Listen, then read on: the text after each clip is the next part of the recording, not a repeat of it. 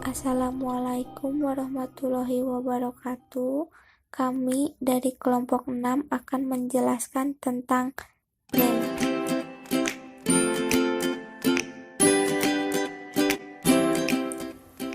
Merek. Merek dapat dipahami sebagai asal atau sumber dari suatu produk atau pembeda sebuah produk dengan produk lainnya. Kotler dan Armstrong menyatakan, merek adalah sebuah nama, istilah, tanda, simbol atau desain atau sebuah kombinasi di antaranya yang bertujuan untuk mengidentifikasikan barang atau jasa yang dihasilkan oleh produsen. Manfaat merek ada dua, yaitu manfaat merek bagi produsen dan manfaat merek bagi konsumen. Manfaat merek bagi produsen yang pertama adalah sarana identifikasi untuk memudahkan proses penanganan atau pelacakan produk bagi perusahaan, terutama dalam pengorganisasian atau catatan akuntansi. Yang kedua, sarana untuk menciptakan asosiasi dan makna unik yang membedakan produk dari para pesaing. Yang ketiga, sumber keunggulan kompetitif, terutama melalui perlindungan hukum, loyalitas pelanggan, dan citra unik yang terbentuk dalam benak konsumen. Ada juga manfaat bagi konsumen. Yang pertama adalah merek dapat memberikan pilihan, memungkinkan konsumen untuk membedakan berbagai macam tawaran perusahaan. Yang kedua, merek membuat keputusan untuk membeli menjadi lebih mudah. Di slide ini saya akan menjelaskan tentang branding. Apa sih yang dinamakan branding?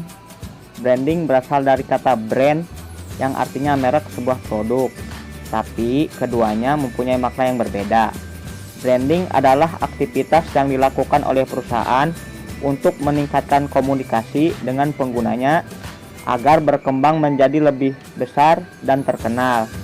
Branding juga salah satu sarana untuk meningkatkan image sebuah produk dan perusahaan secara keseluruhan.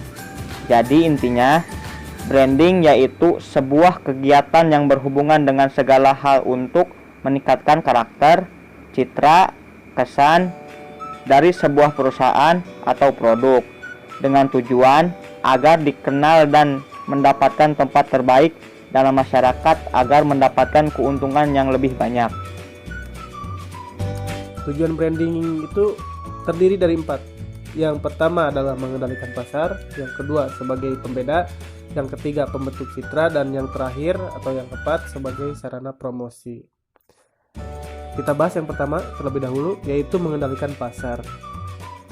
Tujuan pertama dari branding adalah untuk mengendalikan pasar, mencoba bagaimana caranya agar melekat di pikiran masyarakat sehingga bisa mengalahkan para pesaingnya, sekaligus sebagai perhitungan bagaimana keputusannya akan diambil untuk langkah selanjutnya.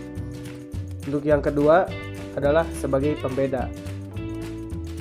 Apabila sebuah simbol, warna, dan gambar yang ditampilkan unik dan memiliki karakteristik yang khas, maka masyarakat akan mudah untuk membedakan satu produk dengan yang lainnya. Juga meminimalisir kemungkinan terjadi pembajakan. Yang ketiga dari tujuan branding adalah pembentuk citra. Branding yang sukses dapat membentuk citra, menjamin kualitas, dan memberikan keyakinan pada masyarakat terhadap sebuah produk. Hal tersebut bisa tercapai apabila pengalaman dan informasi diberikan secara lengkap pada masa pengenalan pertamanya. Dan yang terakhir atau yang keempat dari tujuan branding adalah sebagai sarana promosi. Dengan menampilkan logo yang menjadi ciri khas, serta melakukan sosialisasi atau kunjungan ke berbagai tempat seperti sekolah, pasar, event, atau melakukan iklan baik di majalah, koran, televisi, atau dan yang lainnya. Tujuan tersebut akan tercapai dengan baik apabila sebuah produk sudah memiliki label. Jika tidak, masyarakat tidak bisa mengenalnya. Bagian terakhir dari branding yaitu manfaat branding. Branding tersendiri mempunyai manfaat. Di sini ada 3 manfaat dari branding. Yang pertama adalah membedakan antara satu produk dengan yang lainnya. Kedua, mendapatkan loyalitas pelanggan. Dan yang ketiga atau yang terakhir, kesempatan dalam melakukan diferensiasi produk. Yang pertama, membedakan antara satu produk dengan yang lain. Keunikan yang dimiliki dapat menjadi pembeda antara satu produk dengan yang lainnya.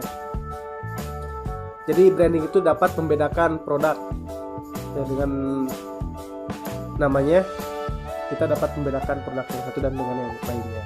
Terus yang kedua adalah mendapatkan loyalitas pelanggan, yaitu masyarakat mampu meningkatkan atau kesetiaan pelanggan sehingga ia tidak akan beralih kemana-mana dan kapasitas produksi akan tetap stabil. Dan yang terakhir atau yang ketiga dari manfaat branding adalah kesempatan dalam melakukan diferensiasi produk. Membuka kesempatan untuk membuat produk yang berbeda dengan brand yang sama tanpa mengeluarkan banyak biaya untuk promosi. Sebelum kita membahas tentang strategi branding, kita artikan dulu apa itu strategi. Strategi adalah ilmu perencanaan dan penentuan arah operasi-operasi bisnis berskala besar, menggerakkan semua sumber daya perusahaan yang dapat menguntungkan secara aktual dalam bisnis.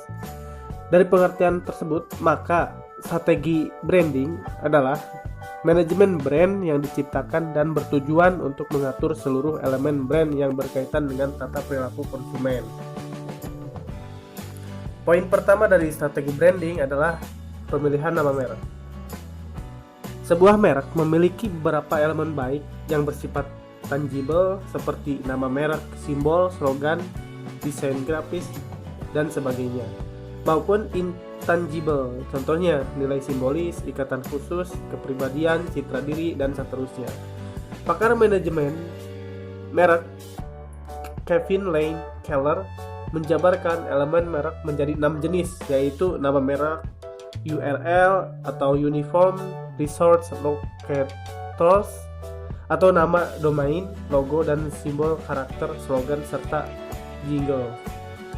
Branding memungkinkan perusahaan untuk mendiferensiasikan produknya dari produk pesaing. Dalam hal pemilihan nama merek, ada 5 cara untuk mengembangkan nama perusahaan merek dan submerek. Yang pertama adalah founder and owner names, yaitu merek yang menggunakan nama pemilik atau owner ya. Terus yang kedua adalah functional brands, yakni nama-nama berasal dari manfaat produk, seperti Federal Express contohnya, yang artinya pengiriman cepat. Dan yang ketiga adalah invented brands. Ada 2 jenis invented brands. Pertama, nama yang dibangun dari dasar dan morfem. Contohnya Agilent dan Alien adalah invented company names atau nama perusahaan yang berakar dari kata-kata yang bermakna eagle dan Ellie. Kedua, kata-kata yang merupakan konstruksi puitis berdasarkan rima atau pengalaman pengucapannya. Di antaranya Oreo, Snapple, dan Google. Google berasal dari istilah matematika Google yang merujuk pada nilai 10 pangkat 100. Dan yang keempat dari cara untuk mengembangkan nama perusahaan adalah experiential brands, yaitu nama perusahaan atau merek yang berasosiasikan dengan pengalaman, seperti pengalaman sukses, penemuan, pergerakan, atau kesehatan. Dan yang terakhir dari pemilihan nama merek adalah evocative brands, yaitu nama-nama yang membangkitkan atribut atau perasaan positif. Contohnya Apple, Yahoo, Virgin Airlines, dan Nike. Memilih nama merek yang tepat untuk sebuah produk bukanlah perkara gampang. Nama merek apabila nama yang dipilih ternyata sama atau mirip dengan nama merek pesaing, maka urusannya bisa sampai ke pengadilan, bisa dihukum juga, bisa dituntut secara hukum maksudnya. Salah memilih nama merek juga bisa berdampak pada penjualan dan prospek bisnis. Nah, selanjutnya saya akan menjelaskan tentang citra merek. Apa sih yang dimaksud dengan citra merek? Menurut Kotler dan Keller pada tahun 2013 itu menyatakan bahwa citra merek adalah respon konsumen pada keseluruhan penawaran yang diberikan oleh perusahaan. Citra perusahaan dapat dipahami juga sebagai sejumlah kepercayaan dan kesan pelanggan kepada perusahaan. Nah, citra dan merek juga memiliki manfaat yang baik dan kuat, yaitu sebagai berikut. Yang pertama itu kemampuan daya saing jangka menengah dan panjang. Perusahaan berusaha memenangkan persaingan pasar dengan menyusun strategi pemasaran yang taktis, yaitu citra merek yang positif dibangun untuk menghasilkan keuntungan berkelanjutan. Yang kedua, ada daya tahan terhadap krisis. Sebagian besar masyarakat dapat memahami atau memaafkan kesalahan yang dibuat perusahaan dengan citra baik yang menyebabkan mereka mengalami krisis. Yang ketiga itu menjadi daya tarik eksekutif handal, karena eksekutif handal adalah aset perusahaan. Nah, selain itu sejumlah faktor yang mempengaruhi citra merek yang dibangun perusahaan adalah berkaitan dengan hal-hal berikut. Yang pertama, harga yang ditawarkan. Tingkat harga yang ditawarkan akan menimbulkan persepsi atas produk yang berkualitas atau tidak. Yang kedua itu reputasi atau image perusahaan di mata pelanggan. Nah, reputasi yang baik menimbulkan persepsi terhadap citra perusahaan sehingga pelanggan memaafkan sesuatu kesalahan meskipun tidak untuk suatu kesalahan selanjutnya. Dan yang terakhir itu ada jaminan atas layanan yang berkualitas. Jaminan atas layanan yang diperoleh pada tahap awal pelayanan menimbulkan persepsi atas citra perusahaan untuk tahap pelayanan selanjutnya, sehingga pelanggan merasa puas dengan pelayanan secara keseluruhan.